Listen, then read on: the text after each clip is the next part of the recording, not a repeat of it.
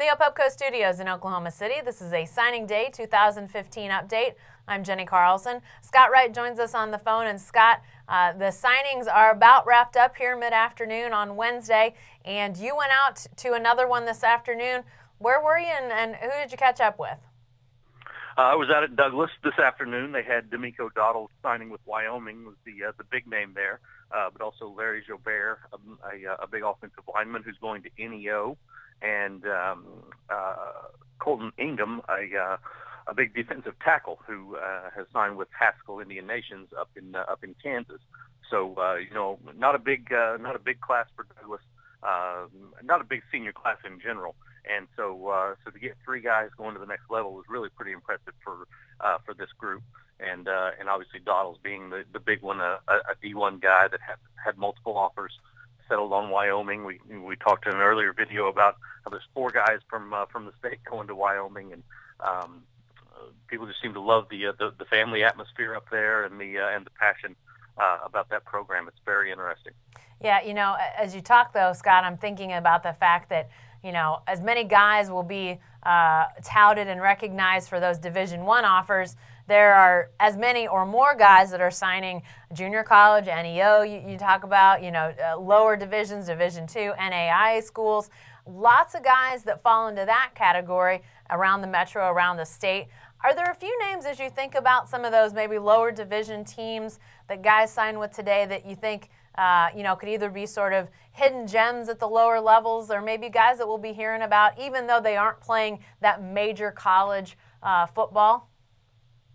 Absolutely are. You look at NEO, and since Dale Patterson returned there, they've just been stacking up recruits every year, and they had another great year in state this year. You look at a player like Aaron McKinney, who junior college is probably ideal for him. He's played safety at Midwest City, probably projects more as a linebacker at the next level, 6'4", 6'5", and only weighs about 180 pounds right now, very skinny.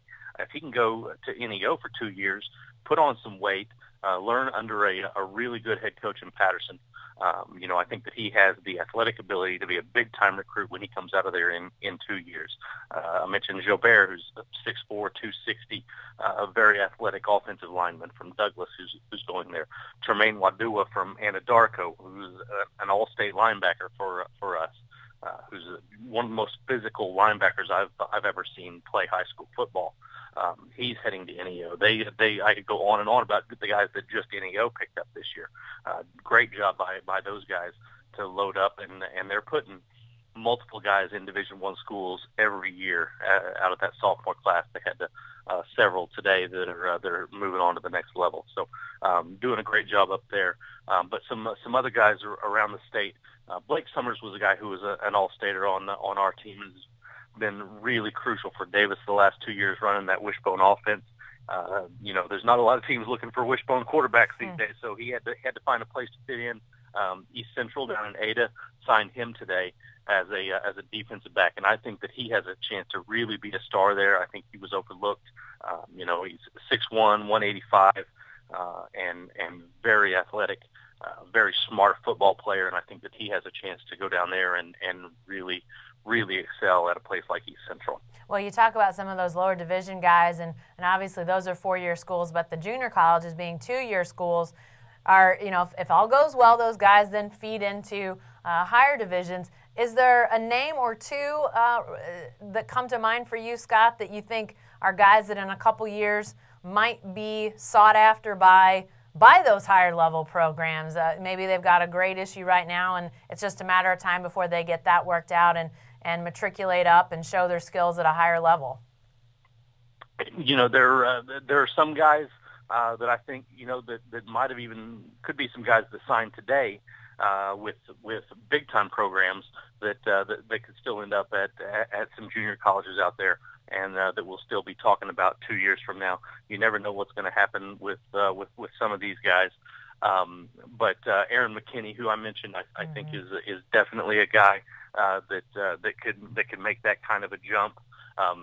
Aculin Mayfield is a guy from Tulsa Edison, who I think was really en route to some big time offers and just didn't quite crack through. Had some issues toward the end of the season with getting in a fight during a game.